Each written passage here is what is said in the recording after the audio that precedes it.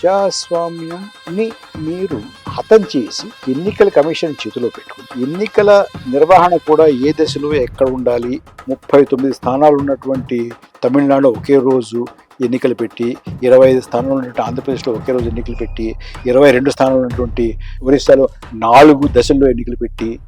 బీహార్లో 41 ఎన్నో ఉంటే అక్కడ 7 దశల్లో ఎన్నికలు పెట్టి, మీకు ఎలా కావాలంటే తర్కం లేకుండా అందులో లాజిక్ ఏమని చెప్పండి. ఈ 39కి 42కి ఏమిటంటే తేడా? 25కి ఏమో ఒక రోజే పెట్టి, ఎంతకన్నా తక్కువ ఉన్నట్టు ఒరిస్సాలో ఏమో 4 రోజుల్లో పెట్టిలాగా.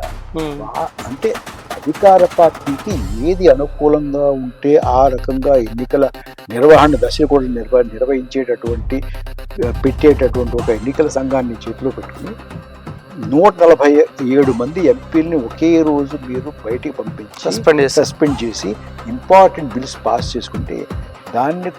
ఒక్క పత్రిక కానీ ఒక్క టీవీ కానీ మీకు వ్యతిరేకంగా ఒక్క వార్త కూడా రాసేటటువంటి పరిస్థితి లేకుండా చేసి, మొన్న ఐఎంఎఫ్ మీరు ఇచ్చినటువంటి ఏ డేటా కూడా నమ్మశక్యం కాదు అన్న మాటని ఎవ్వరూ ప్రచురించకుండా చేసి ఇంకా దాన్ని ప్రజాస్వామ్యం అని నమ్మబట్టే మహాప్రభు ఏం చెప్పమంటారు సుందరగా?